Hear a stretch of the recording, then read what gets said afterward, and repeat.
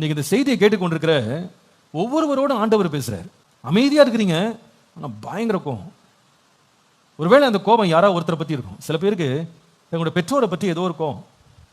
அவங்க சொன்ன காரியம், அவங்க நடந்துகிட்ட காரியம், அவங்க செய்த காரியம், செய்யாம போன காரியம், அவங்கள பற்றி சொன்ன ஒரு அதை அப்படியே மனசுக்குள்ள வச்சிருக்காங்க.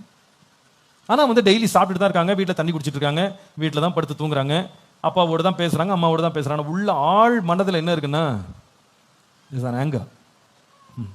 சில பேருக்கு மனைவி மேல இந்த ஆழ்ந்த கோபம், கணவன் மேல ஆழ்ந்த கோபம் பல வருஷங்களாக. சில பேருக்கு மாமனார் மேல, மாமியார் மேல ஒரு கோபம் உள்ள வந்துருச்சு, அது வெளியே போல, அது உள்ளே உட்காந்துருக்கு, உள்ளே இருக்கு. சில பேருக்கு பார்த்தீங்கன்னா நாத்தனார் மேல, சில பேருக்கு கோ பிரதர் மேல, பிரதர் இன்லா மேல, சிஸ்டர் இன்லா மேல ஒரு கோபம், டீப் சீட்டட் ஆங்கர் உள்ள வச்சிருக்காங்க. இந்த கோபங்கள் அநேக வேளையிலுடைய வாழ்க்கையில நமக்கு விரோதமாகவே இந்த கோபம் திரும்பிடும். நாமே அதை பத்தி பேசிட்டு, நாமே அதை பத்தி யோசிச்சுட்டு, நாமே சில வேளையில நம்ம மேலேயே பழி சுமத்திட்டு உட்காந்துருப்போம்.